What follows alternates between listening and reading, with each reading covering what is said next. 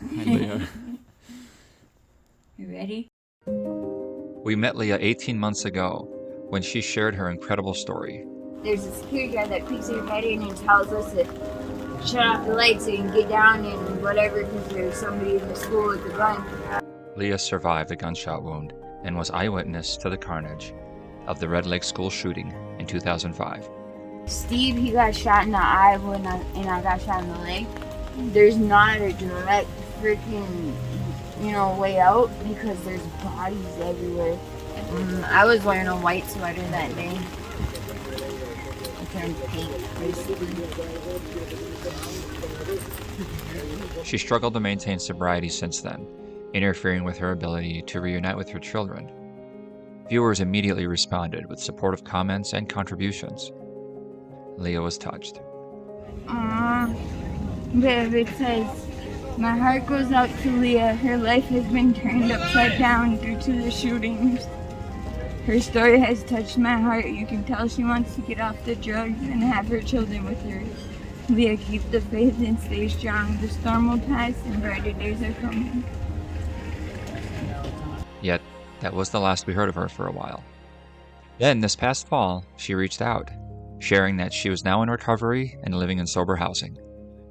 She also shared that Christmas was coming up and in need of some help. So I put the word out, and more supporters stepped up.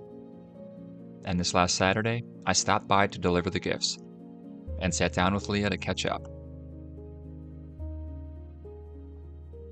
You ready? I think I last saw you by the Target Yeah.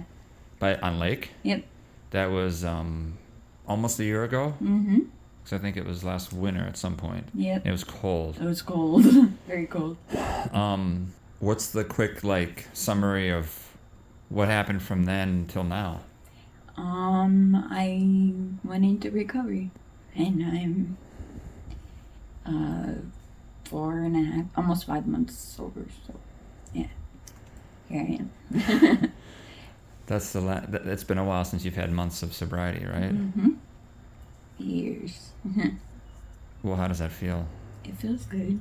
I'm still working on myself though. I mean, I'm here visiting with my family, but I'm still in treatment, working on my programming. How are you doing that? I'm in a sober living situation, so it's just a place to hold me accountable to get some structure, keep the structure that I have. So you don't live here right No. now? Yeah. I'm just here visiting. And this is where my children live with my dad and his wife. Got it. Here them. Got it. They live with Grandpa. Yep. And they have for a little while? Yep. Um, He has all 6 of his grandkids. So where's your sober house? It's in St. Paul. Okay. Yeah.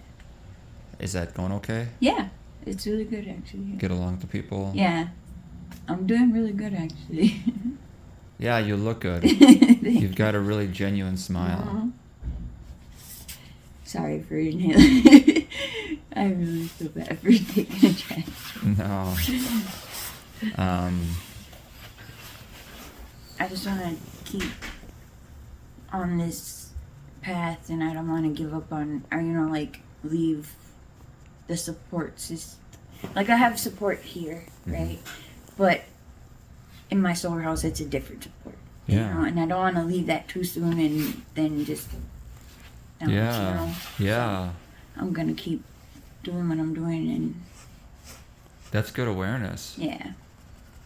A lot of times people get into recovery and they're like, No, I got this. I can't wait to get out of here because I want to spread my wings, and they're eager to leave the nest really early.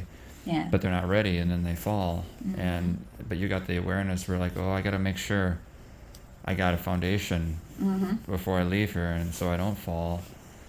When I saw you last winter, you were staying in a tent in Minneapolis. Then what? Were you there for a while? And Yeah, and then I don't know, some outreach people came and asked if we wanted to have lunch with them, and then from that it was. And I've been wanting to go to treatment, and from that day, they were like, "Well, we can get you there now today." So they put me in there, fine, and we went, and that's the end of that. But that wasn't until the fall. Yeah. So what happened in the summer or spring? Nothing. I was just done with. I just wanted to change. So after I saw you, you stayed living outside for a while. Yeah, and I All the realized that it wasn't. I don't realize I have people that love me. Was that the big? Yeah. Actually, when I went to treatment, my mom was talking about going too. And when I was in treatment, I lost my younger brother on October or on the 9th Mm-hmm. of September, and then I was the 8th. I think it might have been the 8th, and then my cousin's mom, who was my auntie, whatever, I lost her the next day. So when I graduated treatment, I had to leave treatment and go to funeral, and then come back and go to my sober house. And I was in my sober house for a while, or for like 2 weeks, and then my mom died.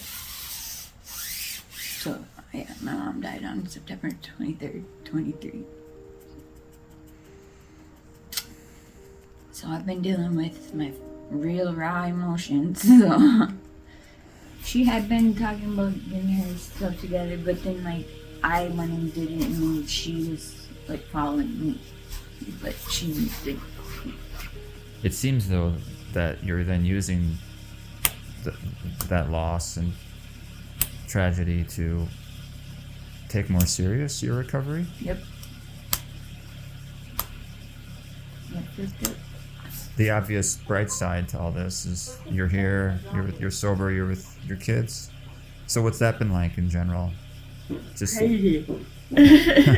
talk more about that. They're on a really tight schedule, which is really good for structure.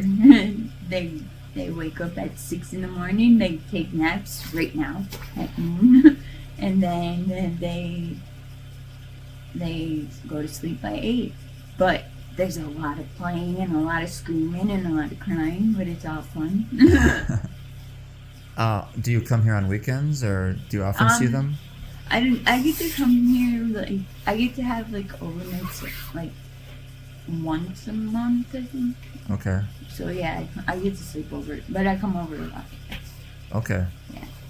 And has there been how long had it been since you've seen them? Had it been some months before seeing them last when you finally came here sober? Mm-hmm. Yep. Actually, a year. So how was that day? My oldest daughter didn't want to let me go back to where I had to go. She's like, if I hold on to you, you can't leave. But I have to go. It's amazing. She's doing really good. She has all A's in class, and she's really smart, and she's everything I wanted her to be. It's amazing how resilient the love of a child is. Mm-hmm. What about how did you respond? I mean, when you see them, they're young, so they must be growing. Yeah. When you see them, they've changed a little older. No, it's weird because they just look like me. They just look like me, but they don't look like their sister, but their sister was that small. But they're so cute. They're so smart. My twins will talk your ear off if you let them. Do you feel more like their mom now? They call me mom, yeah. Mm-hmm. How do you see that process, like you stepping back into that role? It's going to be hard, but it's going to be something I'm looking forward to, I just want to relieve a little bit of my parents' stress, Yeah. Yeah, I suppose around Thanksgiving when you're thinking about what you're grateful for, like the kids have a nice home like this, with loving but strict grandparents. That's actually kind of interesting because usually grandparents are the ones that let grandkids do whatever, and the parents have to be the strict ones. But now in this case, they're stepping in to make sure the kids are disciplined and doing well in school, and that's a real blessing to have that. Yep. But wow, what a journey, Leah. Thank you for everything. I appreciate it. I don't have a lot, and I mean, my parents do a lot for them, but they don't have a lot to actually spend on them either. So I just needed a little extra help to make it special for them. I really like getting your message that, hey, I'm in treatment, I'm in sober housing. You did text me to say that you lost some family, but you know, you're like, but I'm still here. Yep. You know. I feel like that's why I can't be sober or whatever. I mean, I know I can be. It's just I choose not to be, I guess, because it's the easiest way to dealing with emotions. I don't know. It's my way of dealing with emotions, even though I'm not dealing with them.